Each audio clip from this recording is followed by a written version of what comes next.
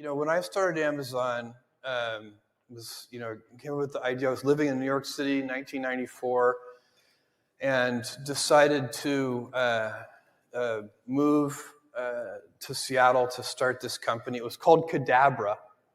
It was really very small-scale thinking in a lot of ways. The company was incorporated. I was on my way to Seattle, and I wanted to hit the ground running. And so I called a friend who lived in Seattle. I didn't know Seattle very well, and said, "What can you recommend a lawyer to me to incorporate the company and open some bank accounts for the company and things like this?" Anyway, so he recommended his divorce attorney, and so it wasn't even a corporate attorney that started, that kind of incorporated Amazon. And I I was on the cell phone with him, and I said, "What do you want the company?" He said, "What do you want the company to be called?" I said, "Cadabra." And he said, "Cadaver?" I was like, no, not cadaver. And I knew, that's not going to work. That's a bad name.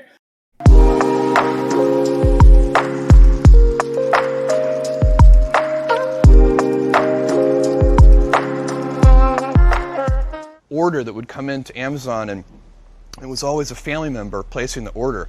And the first order that we got from a stranger, I remember, there were probably half a dozen or 10 of us in the company at that time. We're all gathered around after the bell rang and looking at the order, and we're like, "Is that your mom? That's not my mom."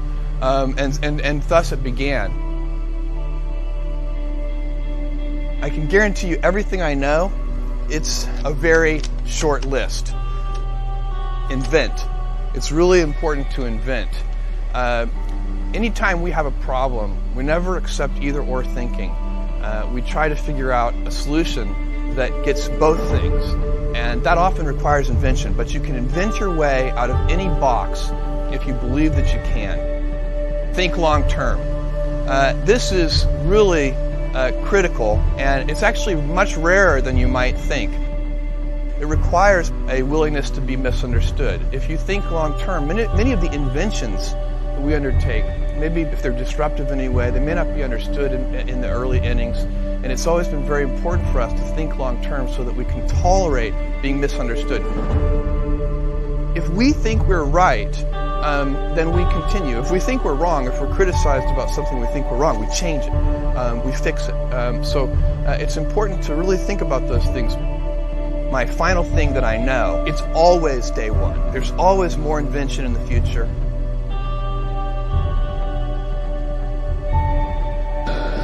You don't choose your passions choose you. And I would always advise young people, actually anyone, to get in touch with what you're really passionate about. And it's a gift to have a passion. Some people are lucky they have more than one passion. They have two or three.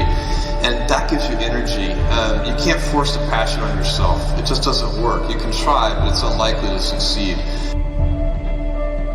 It's really easy for a talented young person to take pride in their gifts. They can say, I'm really athletic, or I'm really smart, or I'm really good at math. And that's fine. You should celebrate your gifts. You should be happy, but you can't be proud of them because they're gifts after all. They were given to you. What you can be proud of is your choices. How did you decide to use your gifts? Did you study hard? Did you work hard? Did you practice? The people who really excel combine gifts, and hard work. And the hard work part is a choice. You get to decide that. And that is something, when you're looking back on your life, you'll be very proud of. Changing your mind a lot is so important. You should never let anybody trap you with anything you've said in the past. Because that is life is complicated, the world is complicated, and sometimes you get new data. And when you get new data, you should change your mind. Failure and invention are inseparable twins. You've got to be experimental to accomplish anything important. And that means you're going to be wrong a lot. And so you're going to try something on your way to that vision, and that's going to be the wrong thing, the wrong decision. You're going to have to back up, take a little course correction, and try again. And you cannot have invention without failure. If you already know it's going to work, it's not an experiment. And only through experimentation can you get real invention. The most important inventions come from trial and error. with lots of failure. And the failure is critical, and it's also embarrassing. And you have to constantly push yourself to say, no, I don't care about failure. We have to make bigger and bigger failures, because otherwise none of our failures will be needle movers. You get different gifts in life, and one of the great gifts I got is my mom and dad. I was always loved. My parents loved me unconditionally. My mom had me when she was 17 years old. She was a high school student in Albuquerque, New Mexico. She finished high school, she had me, and then she married my dad. My dad is my real dad, not my biological dad. His name is Mike. He's a Cuban immigrant, got a scholarship to college in Albuquerque, which is where I met my mom. So I have a kind of a fairy tale story.